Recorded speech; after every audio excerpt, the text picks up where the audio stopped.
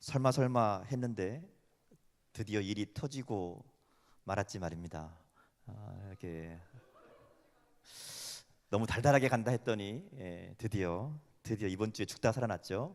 우리 유대인께서 모르시나요? 이걸 모르면 얘기가 안 되는데 태양의 후예 나오는 유시민 대위 얘기입니다. 유대인은 불사신이죠. 총을 여러 번을 몇 발을 맞았는지도 모르겠는데 하여튼 여러 발을 맞았는데 생사를 오가다가도 심장이 분명히 멎었었는데 금방 일어나고요. 곧바로 뛰쳐나가서 임무를 수행하죠. 그리고 돌아와서 장난을 막 칩니다. 애인한테. 어, 물론 이건 뭐 드라마니까 가능한 얘기죠. 현실성이라고는 요만큼도, 그래서 현실에는 여러분 아시겠지만 그런 군인도 없고 그렇게 예쁜 의사도 없습니다. 드라마니까 가능한 얘기죠. 근데 오늘 성경에 보면 이 드라마 같은 이야기가 기록되어 있습니다. 도무지 현실에서 일어날 것 같지 않은 이야기가 기록되어 있다는 거죠.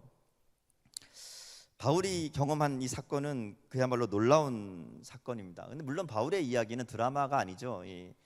현실에서 일어났던 사건입니다. 그래서 유대인은 곧 잊혀지겠지만 바울은 2000년이 넘는 시간 동안 우리들에게 기억되고 있는 이유이죠. 근데 저는 이 바울의 드라마 같은 이야기를 보면서 마음이 좀 편치 않았습니다. 왜냐하면 저는 바울과 같은 이 특별한 경험이 없거든요. 바울의 이야기를 듣고 있으면 꼭 저렇게 예수님을 만나야지만 제대로 만난 것 같고요. 바울과 같은 이 특별한 경험이 있어야지만 예수님을 제대로 만난 것 같은 그런 느낌이 든단 말이죠. 나도 모르게 자격지심 같이. 그리고서 꼭 이렇게 말하는 것 같아요. 이런 경험이 없으면, 이렇게 예수님 만나지 않았으면 그 예수님 만난 거 아닐 수도 있어. 뭐 이런 뉘앙스를 주는 것 같단 말이죠. 바울만 그런 게 아니에요. 신앙의 위대한 이 인물들의 이야기를 보면 꼭 번개가 친다든지 뭐 죽었다 깨어난다든지 그런 에피소드들이 있죠. 그럴 때마다 우리 평범한, 여러분도 평범한 거 맞죠? 여기 대부분 그런 분들이죠. 평범한 그런 경험이 없는 분들은 괜히 주눅든단 말이죠. 괜히 내 신앙은 좀 시원찮은 건가? 꼭 하나님이 나를 덜 사랑하시는 건 아닌가? 그런 생각이 들게 하죠. 물론 그게 아니라는 걸 잘 알죠. 압니다. 근데 뭐 이런 말도 안 되는 생각이 가끔씩 든단 말이죠. 그러면서 이렇게 생각합니다. 바울은 하나님이 그렇게 특별하게 불러주셨으니까 특별한 능력으로 살았고, 나는 그런 특별한 경험이 없으니까 이게 대충 신앙생활 하게 되고 이렇게 힘들어하는 게 당연한 거다, 이렇게 변명 아닌 변명을 하고 있다는 거죠. 자, 그러면 성경에서 이 바울의 이야기를 기록한 것이 우리들에게 이런 자격지심이나 변명의 이유를 주기 위해서 기록한 것은 아닐 거잖아요. 그죠? 다른 이유가 있을 겁니다. 왜 그랬을까? 제가 말씀을 준비하면서 깨달은 것은 이런 거였어요. 바울이 예수님을 만난 이 엄청난 사건은 절대로 바울이 훌륭해서가 아니라는 겁니다. 바울이 특별해서도 아니고 바울이 위대한 인물이기 때문은 더더욱 아니라는 거죠. 우리가 알고 있는 바울이 워낙 위대한 인물이기 때문에 예수님이 부르기 전에도 그렇게 훌륭한 인물이었다라는 착각이 우리 가운데 있는 것이지, 사실 말씀을 가만히 따져보면 바울은 그렇게 위대한 사람도 훌륭한 사람도 아니었습니다. 아니, 오히려 이 말씀은 바울과 같은 사람도 불러서 하나님의 사랑을 보여주시는 그 이야기라는 거죠. 바울이 고백하듯이 죄인 중에 괴수 같았던 그도 불러서 하나님의 위대한 일에 사용하시는 그 사랑과 은혜에 대한 이야기를 우리들에게 들려주시려는데 그 목적이 있다는 겁니다. 오늘 본문이 강조하는 것은 하나님이 전혀 쓰시지 않을 것 같은 사람, 오히려 하나님의 심판을 받아야 마땅했던 박해자였던, 예수 믿는 사람들을 핍박하고 예수님을 박해했던 그 사울을 불러서 하나님의 일꾼으로 변화시키는 이 변화의 이야기를 담고 있다는 것에 초점을 맞춰서 보아야 됩니다. 우리가 보통 본문을 볼 때 이게 바울의 회심이다 뭐 이렇게 이야기하지만, 사실 엄밀히 말하면 바울의 회심이 아니라 하나님의 부르심이죠. 본문을 가만히 보면 바울이 하는 일은 별로 없습니다. 바울이 뭔가를 하지 않아요. 오히려 자신의 잘못된 욕심과 잘못된 열정으로 다메섹을 향하여 열심히 달려가고 있던 그 사울을 불러 세우신 분이 하나님이시죠. 그리고 빛으로 음성으로 말씀하시면서 그를 멈추게 하시고 깨닫게 하시는 분은 하나님이라는 겁니다. 이 말씀을 보면서 사실 이 사건은 바울의 회심이 아니라 바울의 소명 사건이죠. 하나님의 부르심에 대한 이야기입니다. 우리가 계속해서 보지만 성경 속에서 발견할 수 있는 하나님의 모습은 언제나 찾아오시는 하나님이시죠. 특별히 넘어지고 쓰러져 있는 영혼들을 찾아오시는 분이 하나님입니다. 그들을 찾아가시고 만나고 그들을 다시 세우시는 분이 바로 하나님이시라는 거죠. 여러분, 창세기의 아담 아시죠? 아담이 범죄하죠. 죄를 짓고 숨어 있습니다. 그때 하나님이 아담을 찾아오시죠. 찾아오셔서 죄를 짓고 두려워 숨어 있는 아담에게 아담아, 아담아 이렇게 부르십니다. 아담이 어디 있는지 몰라서 부르셨을까요? 아니죠. 아담을 찾고 있는 그 하나님의 애타는 마음을 알게 하시려고 아담을 부르신 거죠. 아담만이 아니죠. 가인, 그 아들 가인이 동생 아벨을 죽였을 때 하나님께서 그를 찾아나십니다. 결국 똑같이 불러요. 가인아 이렇게 부르십니다. 오늘 사울에게 일어난 사건도 마찬가지라는 거죠. 사울이 예수님을 믿는 사람들을 잡아서 예루살렘으로 압송하기 위해서 대제사장에게 공문을 받아서, 말하자면 허락 문서를 받아서 다메섹으로 달려가고 있죠. 그는 이 일에 너무나 열심이었습니다.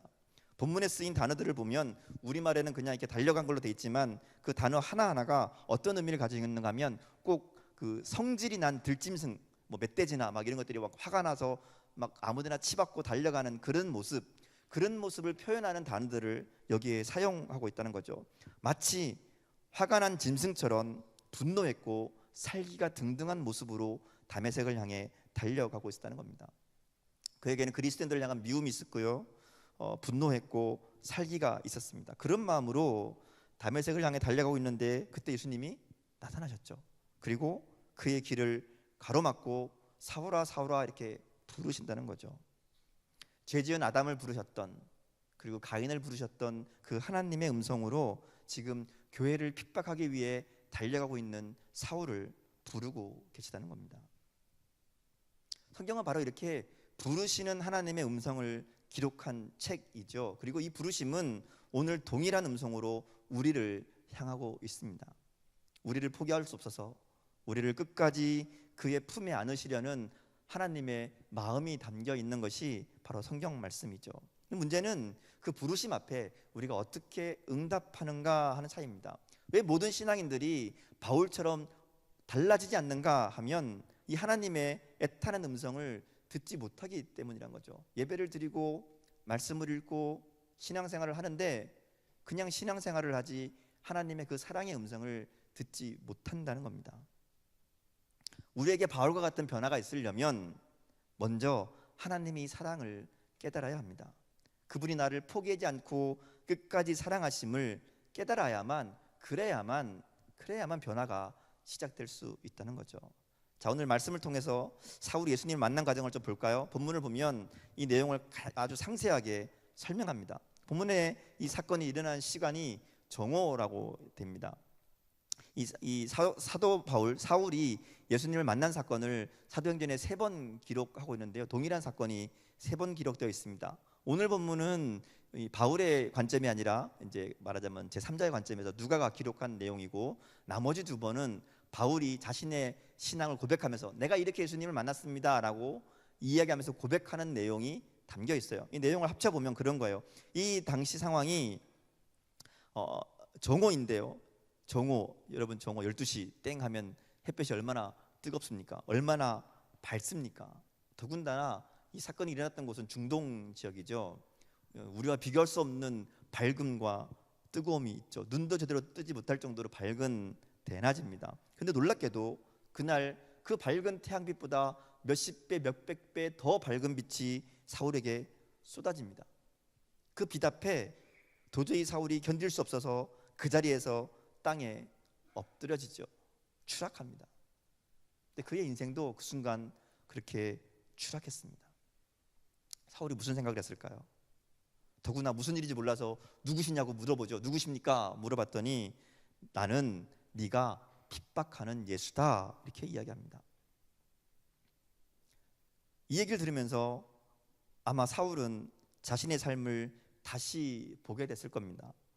미친 듯이 그리스도인들을 잡으러 다니는 것, 그것이 사실은 하나님의 뜻이라고, 율법을 지키는 것이라고, 그것이 하나님의 뜻을 이루는 것이라고 생각하며 그렇게 살았습니다. 근데 그럼에도 불구하고 그 가운데 그에게 드는 생각은 여러 가지 마음속에 의심이 있었을 거란 거죠. 과연 이게 맞을까?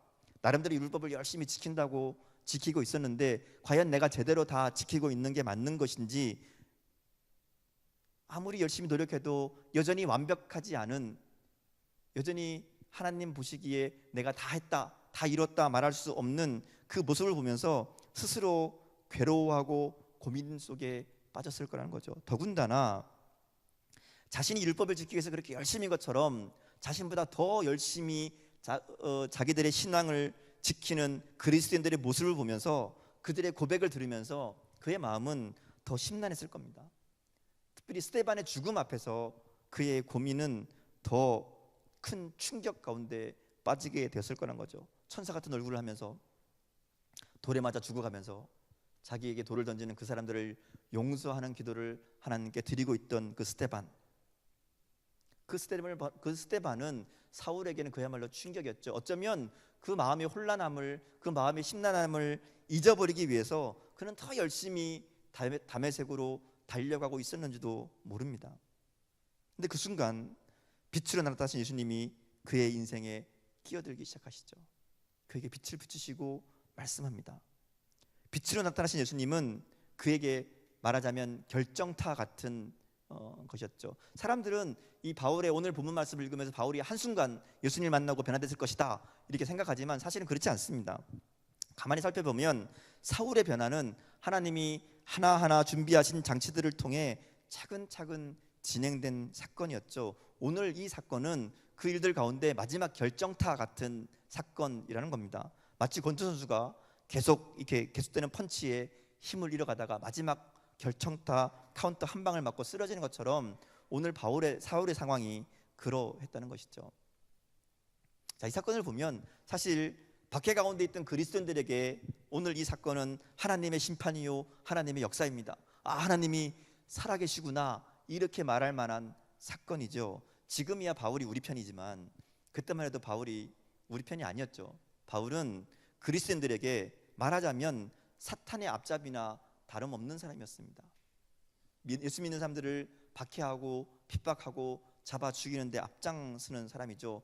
그러니까 이 사울이 쓰러졌다라는 얘기는 사람들에게 어떤 의미를 가지는가 하면, 아, 하나님이 심판하셨구나, 하나님이 벌 주셨구나, 그런 의미라는 거죠. 사실 이야기가 여기서 이렇게 끝나야 맞습니다. 그래야 하나님의 공의가 이루어지는 것이고 하나님이 하나님께 대드는 사람, 하나님께 맞서는 사람을 심판하신 것으로 이야기가 끝나게 되는 게 맞죠. 그런데 오늘 본문을 보면 하나님이 이렇게 끝나지 않습니다. 오늘 본문을 6절의 말씀을 보면 너는 일어나 이렇게 시작하죠. 근데 원문을 보면 여기에 그러나라는 접속사가 붙어 있습니다.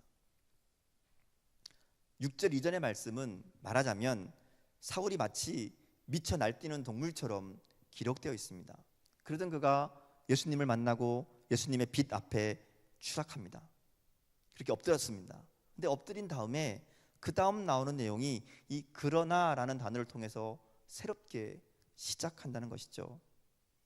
이것은 그리스도인들을 핍박하다가, 아니 예수님을 핍박하다가 예수님의 빛 앞에 그렇게 엎드러짐으로써 사울의 인생이 끝난 것이 맞지만, 그러나 하나님은 그 인생을 그렇게 끝나도록 내버려두지 않으신다는 주님의 선언이라는 것이죠. 오히려 그렇게 끝장난 그 인생을 통해서 새로운 시작을 만들겠다는 주님의 약속의 말씀이 여기에 담겨 있습니다. 그래서 본문은 그러나 너는 일어나 시내로 들어가라 이렇게 말씀합니다. 자, 사울이 이 말씀을 듣고 다메섹으로 들어갑니다. 그의 목적지가 다메섹인 것은 변함이 없지요. 예수님을 만나기 전에도 그의 목적지는 다메섹이었습니다. 예수님을 만난 다음에 그가 향하는 곳도 다메섹입니다. 근데 행선지가 똑같다고 해서 그 의미가 동일한 것은 아니죠. 오히려 그 두 행보에는 정반대의 의미를 가지고 있습니다. 본문 3절에 나오는 다메섹을 향하던 이 사울의 길은 말하자면 사울 스스로 다메섹을 향하고 있는 겁니다. 그러니까 주님을 만난 뒤에 사울은 사람들의 손에 이끌려서, 아니 그 뒤에 있는 예수님께 이끌려서 다메섹으로 들어갑니다. 예수님 만나기 전에 사울은 자신의 신념을 따라, 자신의 진리를, 자기가 생각하는 진리를 따라 그곳을 향했지만 지금은 주님의 인도하심을 따라 그곳으로 향하고 있다는 것이죠. 하나님은 이토록 집요하게 그리고 철저하게 우리를 찾으시고 부르시는 분이십니다. 마치 추적자처럼 말이죠. 여러분 추적자 아시죠? 어떤 목표를 향해서 그 사람을 잡기 위해 달려가는 근데 하나님의 이 추적은 우리를 심판하시거나 응징하시려는 추적이 아니라는 거죠. 우리가 그릇된 길로 가는 우리를 가로막아 서시고 우리를 생명의 길로 인도하시려는 추적이라는 겁니다. 우리 역시 모두 다메섹으로 가고 있는 사람들이라고 할 수 있습니다. 나름대로 열심히 목표를 가지고 살아가고 있죠. 근데 그런 의미에서 우리는 모두 이 본문에 나오는 둘 중 하나의 길을 걷고 있는 셈입니다. 예수님을 만나지 않으면 우리는 본문 3절에 사울과 같은 길을 걸어갈 수밖에 없습니다. 당당하고 자신만만해 보일 수 있을지 모르지만 무의미하고 무가치한 삶을 반복하다가 결국 한순간 땅에 엎드러지는 사울과 같은 길이란 거죠. 또 다른 길은 주님의 말씀을 따라 주님의 손에 이끌림을 받는 길입니다. 오히려 더 어둡고 더 답답하고 더 불편한 길일 수 있습니다. 그런데 그 길에는 생명이 있고 주님의 동행하심이 있다는 것이죠. 여러분은 어느 길로 가고 있습니까? 한 가지만 더 생각해 볼까요? 오늘 말씀을 보면 이제 갑자기 시력을 상실한 사울이 다른 사람의 손에 이끌려서 다메섹으로 들어가죠. 다메섹에 들어간 다음에 어떤 일이 일어나는가 하면 사흘 동안 아무런 일도 일어나지 않습니다. 주님이 사울에게 이야기할 때 너 이제 다메섹으로 들어가라. 그럼 내가 너에게 그 다음 할 일을 알려줄 사람을 보내주겠다. 이렇게 말씀하시거든요. 근데 눈이 먼 채로 다메섹에 들어간 사울에게 사흘 동안 아무도 찾아오는 사람도 없고 주님이 아무런 말씀도 하지 않습니다. 근데 사울이 아무런 얘기도 하지 않아요. 오히려 불평하거나 원망하지 않습니다. 그리고 본문에 나오면 이야기처럼 그는 사흘 동안 먹지도 마시지도 않습니다. 여러분 이 사울이 눈이 안 보이게 된 것은 주님의 빛 때문에 그랬죠. 시력을 상실했습니다. 그것은 사울의 의지가 아니었어요. 근데 그가 먹지도 마시지도 아니한 것은 그가 수동적으로 어쩔 수 없이 한 것이 아니라 그가 그렇게 능동적으로 한 겁니다. 사울은 그날부터 사흘 동안 먹지도 마시지도 않으면서 그 시간을 보냅니다. 사울에게 그 시간이 어떤 시간이었을까? 어떤 마음이었을까? 성경에 보면 이런 비슷한 사건들이 여러 번 등장합니다. 여러분 요나 얘기 아시죠?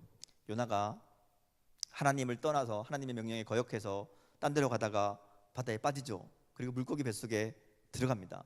하나님께서 물고기를 보내서 이 요나를 구해 주셨는데 문제는 요나를 물고기가 바다에서 건졌으면 육지에 내놓으면 되는데 안 내놓죠. 사흘 동안 그 뱃속에 담고 있습니다. 아브라함이 이삭을 바치려고 하나님 말씀을 따라 이삭을 데리고 제사를 지내러 가죠. 그 길이 사흘길이었습니다. 그 사흘 동안 요나나 아브라함이나 어떤 마음, 어떤 생각을 가지고 있었을까? 아마 그 시간이 고통의 시간이고 괴로움의 시간이었을 거라는 것이죠. 요나의 사흘, 아브라함의 사흘, 그리고 오늘 본문에 나오는 사울의 사흘. 왜 이런 시간들을 하나님께서 허락하실까? 말씀대로라면 예수님이 말씀하셨잖아요. 너 다메섹 들어가라. 그럼 내가 너에게 이 다음 할 일을 알려줄 사람을 보내겠다 말씀하셨는데 사흘 동안 아무런 말도 없고 아무런 사람도 찾아오지 않습니다.